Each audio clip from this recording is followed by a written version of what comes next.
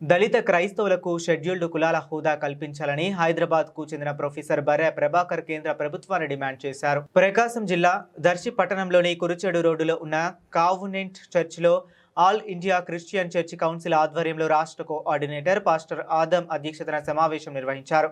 ఈ సదస్సులో ప్రకాశం, మార్కాపురం జిల్లాలకు చెందిన క్రైస్తవులు పాల్గొన్నారు.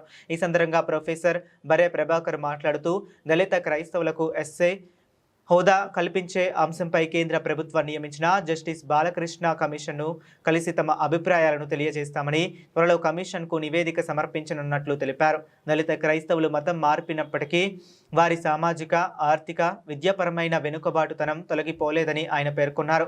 అందువల్ల వారికి కూడా ఎస్సీ హోదా కల్పించి రాజ్యాంగబద్ధమైన రక్షణ, సంక్షేమ ప్రయోజనాలు అందేలా చర్యలు తీసుకోవాలని కోరారు.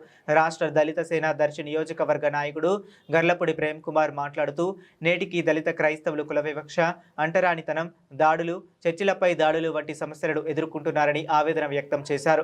రాజ్యాంగం కల్పించిన హక్కులు వారికి పూర్తి స్థాయిలో అందేలా ప్రభుత్వం చర్యలు తీసుకోవాలని కోరారు.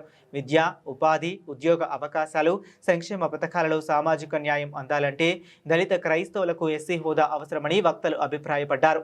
ఈ అంశంపై కేంద్ర ప్రభుత్వం తక్షణమే సానుకూల నిర్ణయం తీసుకోవాలని వారు డిమాండ్ చేశారు. ఈ కార్యక్రమంలో all India Christian church council రాష్ట్ర కోఆర్డినేటర్ వై ఆదం బాబు, ప్రకాశం మరియు మార్కాపురం జిల్లాలకు చెందిన దళిత క్రైస్తవ నాయకులు, సంఘం ప్రతినిధులు, విశ్వాసులు పాల్గొన్నారు.